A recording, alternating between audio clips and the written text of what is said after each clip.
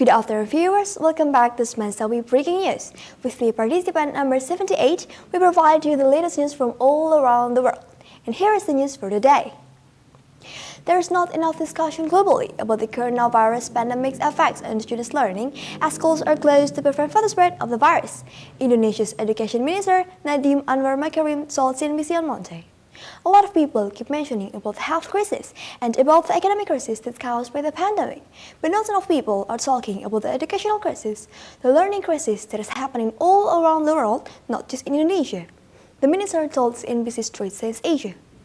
He also said ahead of the virtual Singapore summit that is happening this week that we really have to find the right balance between the health crisis as well as the educational crisis as leaders.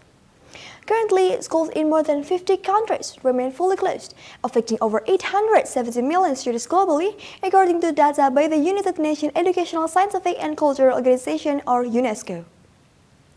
To ensure that students can continue their education during school closures, many countries move teaching online, but the arrangement could leave some students behind, especially those who have limited access to the internet, a problem that experts say could exacerbate income inequalities in the long run.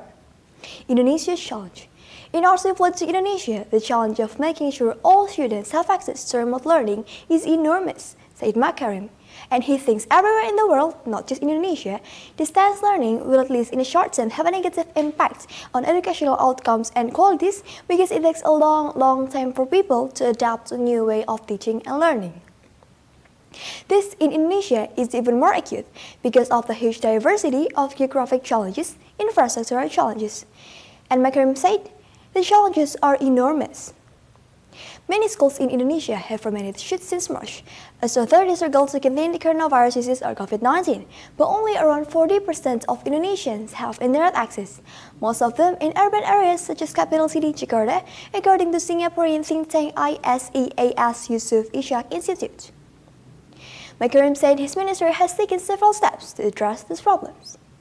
The minister also said Indonesia has reopened some schools in the country's poorest and most marginalized regions, where the risk of COVID-19 spread is assessed to be relatively low. Those schools are allowed to operate at a 50% capacity, he explained. These are the areas where the majority of the students find it extremely difficult to do any type of online learning. For those kids who have little access to the internet and reliable electricity, we have to make sure they don't get left behind even further. One of the most important things we can do as an education minister and government in general is to set policies that minimize the permanent damage. What we don't want to see is the loss of an entire generation and the gap between the haves and have-nots becoming insurmountable. That is news for today. Have a great day.